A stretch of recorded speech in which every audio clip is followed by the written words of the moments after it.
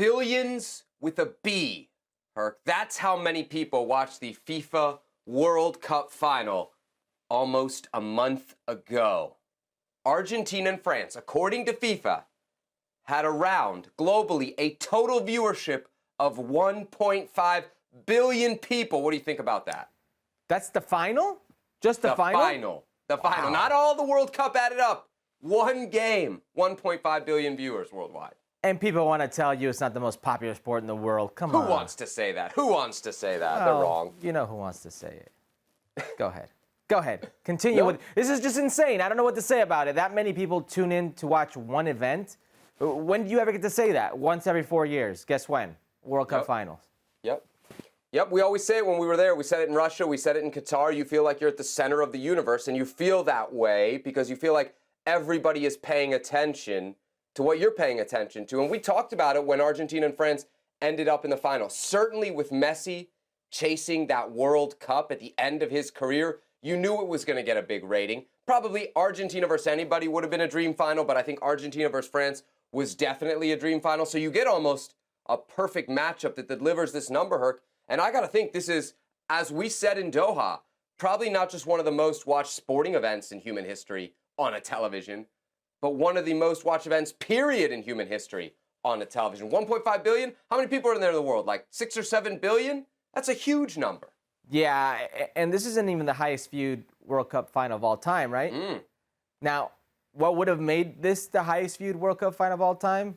I have a little scenario. Listen, Kylian Mbappe doing what he did, chasing his second World Cup title, scoring a hat trick against Leo Messi, his potential last World Cup, if you will. We still don't know. 2026 is only 3 years away and some change. We still don't know. But could you have imagined? I mean, everything was aligned. The stars aligned.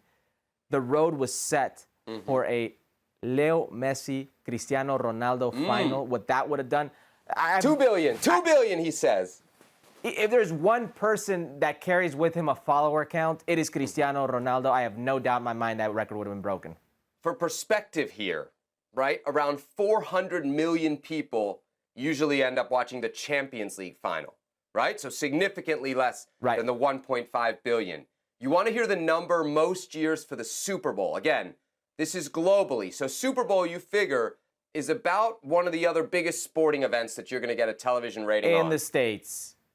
Yeah, but globally, a lot of people watch it as well, right? Like, what else globally? Olympics? But what in the Olympics really can compare to a World Cup final? No, but I'm just saying in comparison to the Super Bowl. I mean, when it comes to global.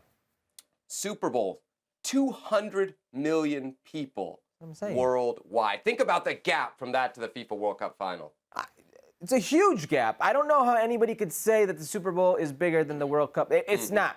The World Cup final is bigger than the Super Bowl. A World Cup in general is bigger than a Super Bowl. There's no two ways about it.